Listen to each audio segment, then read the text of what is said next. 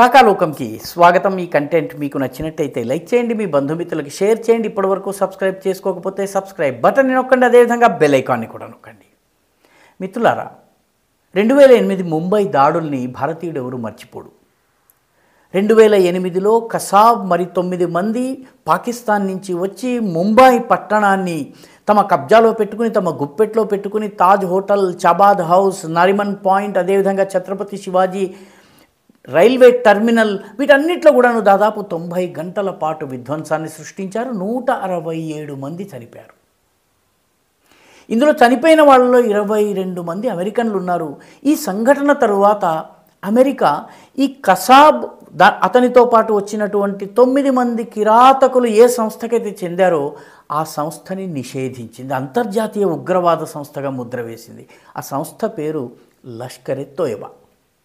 ఈ లష్కర్ ఎ తోయబాను అమెరికా నిషేధించింది, ఉగ్రవాద సంస్థగా ముద్ర వేసింది, దానితో ముడిపడి ఉన్నటువంటి వాళ్ళపై చర్యలు తీసుకుంటామని ప్రకటించింది. కానీ అదే అమెరికా చాలా కాలం పాటు అదే లష్కర్ ఎ తోయబాకి ఒక సర్క్యూటస్ రూట్ తోటి, ఒక మారు రూట్ తోటి, ఎవరికి తెలియకుండా ఒక దొంగదారిన దానికి ఆర్థిక సహాయం చేస్తూ వచ్చింది. ₹1 ₹2 కాదు, $110,000 దానికి సమకూర్చింది. లష్కర్ ఎ తోయబాకు ఒకవైపు ఆక్సిజన్ అందిస్తూ మరొక వైపు లష్కర్ ఎ తోయబాతో పోరాడతానని అమెరికా చెప్పింది. ఈ ఆర్థిక సహాయం ఎలా అందింది? చాలా ఆసక్తికరమైనటువంటి కథ. లష్కర్ ఎ తోయబా నిషేధిత సంస్థ. లష్కర్ ఎ తోయబాకి సేవ, ప్రేమ, సర్వీస్ ఇటువంటి ముసుగులు కప్పేటటువంటి ఒక సంస్థ ఉంది. ఆ సంస్థ పేరు ఫలాహె ఇన్సానియత్ ఫౌండేషన్. పాకిస్తాన్లో చాలా సేవా కార్యక్రమాలని నిర్వహించేటటువంటి సంస్థ. ఈ సంస్థ కూడాను ఫలాహె ఇన్సానియత్ ముస్లిం పేరుంది కాబట్టి దీనిపైన ఎవరికన్నా అనుమానం రావచ్చు కాబట్టి వీళ్ళు మరొక సంస్థని పెట్టారు. దాని పేరు helping hands for relief and development, HHRD, helping hands for relief and development. ఈ సంస్థ లింక్ని అర్థం చేసుకోండి. HHRD ఫలాహె ఇన్సానియత్కి చెందింది, ఫలాహె ఇన్సానియత్ లష్కర్ ఎ తోయబాకి చెందింది. అమెరికా ఈ HHRD సంస్థ ఏదైతుందో helping hands for relief and డెవలప్మెంట్కి $110,000 అమెరికన్ డాలర్లను 2007లో ఇచ్చిందంటే ముంబై దాడులకు 1 సంవత్సరం ముందు అందజేసింది. ఈ డబ్బు ఎవరి ద్వారా వచ్చింది? అమెరికా ప్రభుత్వం నేరుగా ఇవ్వలేదు. అమెరికా ప్రభుత్వం అంతర్జాతీయంగా సేవ, సహాయము, సంక్షేమము, పేదరిక నిర్మూలన, ఆర్థికాభివృద్ధి వంటి మంచి మంచి పెద్ద పెద్ద మాటలు చెప్పి పనిచేసే ఒక సంస్థ ద్వారా పంపించింది. ఆ సంస్థ వార్షిక బడ్జెట్ $42.8 బిలియన్. అంటే కొన్ని దేశాల మొత్తము ఆర్థిక వ్యవస్థ విలువ కన్నా కూడా ఈ ఒక్క సంస్థ విలువ ఎక్కువ. ఇది 1961లో ప్రారంభమైంది. 1961 నుంచి అమెరికా యొక్క సామ్రాజ్యవాద ప్రయత్నాలన్నిటికీ కూడాను ఈ సంస్థ కేంద్ర బిందువుగా ఉంటూ పనిచేస్తూ వచ్చింది. ఈ సంస్థ పేరు USAID. దీని పూర్తి పేరు US agency for international development. అంతర్జాతీయ అభివృద్ధిలో పనిచేసే యుఎస్ ఏజెన్సీ, దీని పేరు USAID. ఈ USAID సంస్థ ఈ సహకారాన్ని అందించింది. కాబట్టి అమెరికన్ ప్రభుత్వ నిధులతో పనిచేసేటటువంటి USAID, అమెరికాయే ఉగ్రవాద సంస్థగా నిషేధించినటువంటి లష్కర్ ఎ తోయబాకి దొడ్డిదారిన డబ్బులు పంపించింది. 1 సంవత్సరం 2 సంవత్సరాలు కాదు, అనేక సంవత్సరాలు. అంటే భారతదేశంలో వేర్పాటువాదాన్ని, ఉగ్రవాదాన్ని పెంచి పోషించేటటువంటి సంస్థకు విధ్వంసాన్ని సృష్టించి ఇండియాను 1000 ఘాట్లు పెట్టి రక్తమోడి పూర్తిగా చనిపోయే పరిస్థితికి తేవాలని, బ్లీడ్ ఇండియా బై 1000 కట్స్ అన్నటువంటి పాలసీ ఉన్నటువంటి పాకిస్తాన్ యొక్క ఆయుధమైనటువంటి లష్కర్ ఎ తోయబాకి అమెరికా సహకరిస్తూ వచ్చింది. ఇప్పుడు డొనాల్డ్ ట్రంప్ దీనిని నిషేధించారు.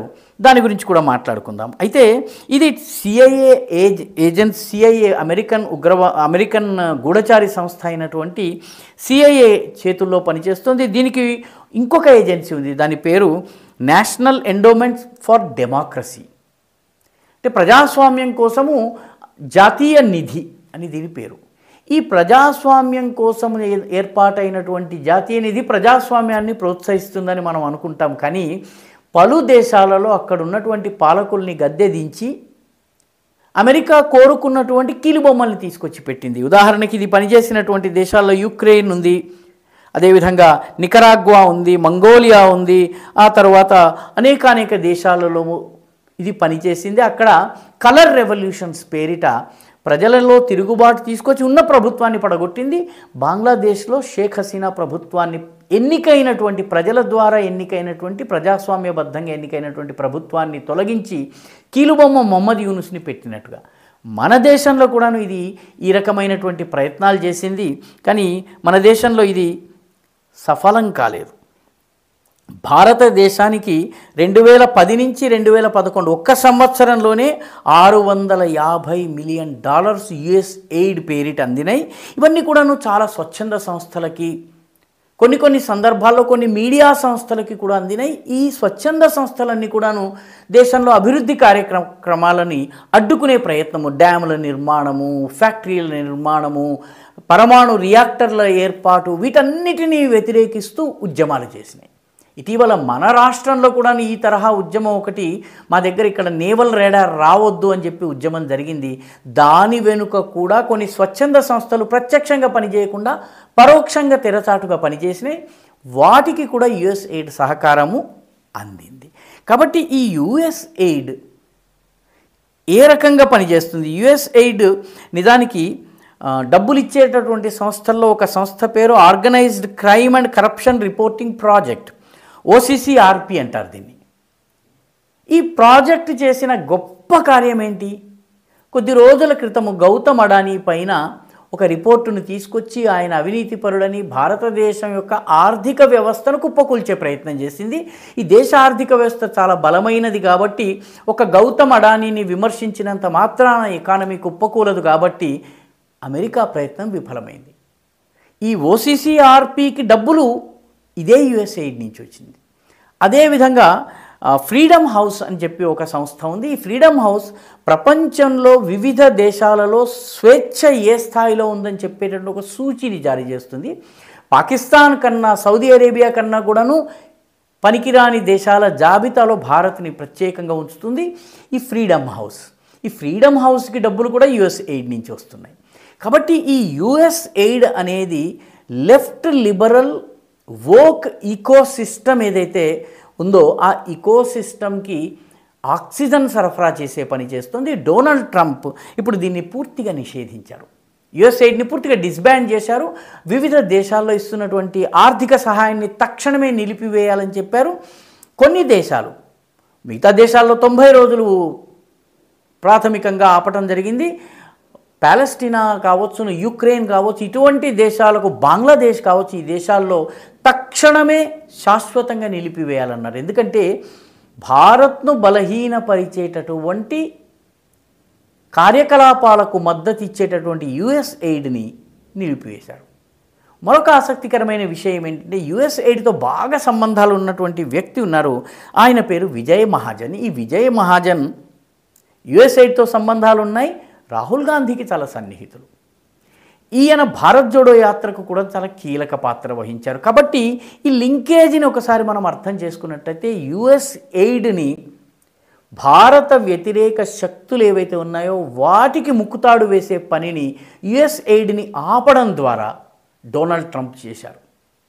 కాబట్టి అంతర్జాతీయంగా అనేక దేశాల్లో వేర్పాటువాదాన్ని, విచ్ఛిన్నవాదాన్ని, ప్రభుత్వ వ్యతిరేకతను, రెజీమ్ చేంజ్ని ప్రోత్సహిస్తున్నటువంటి ఈ యుఎస్ ఎయిడ్ని నిలిపివేయడం ద్వారా డొనాల్డ్ ట్రంప్ పరోక్షంగా భారతదేశంలో ఈ తరహా పనులు చేస్తున్నటువంటి వర్గాలకు ఆక్సిజన్ సరఫరా, డాలర్ల రూపంలో ఉన్నటువంటి ఆక్సిజన్ సరఫరా అందకుండా చేశారు. రానున్న రోజుల్లో దీని ప్రభావం మనకి కనిపించబోతోంది. ఈ వీడియో మీకు నచ్చినట్టయితే లైక్ చేయండి, షేర్ చేయండి, ఈ ఛానల్కు సబ్స్క్రైబ్ చేయండి. మీ అభిప్రాయాన్ని కమెంట్ల రూపంలో తప్పనిసరిగా పంపించండి.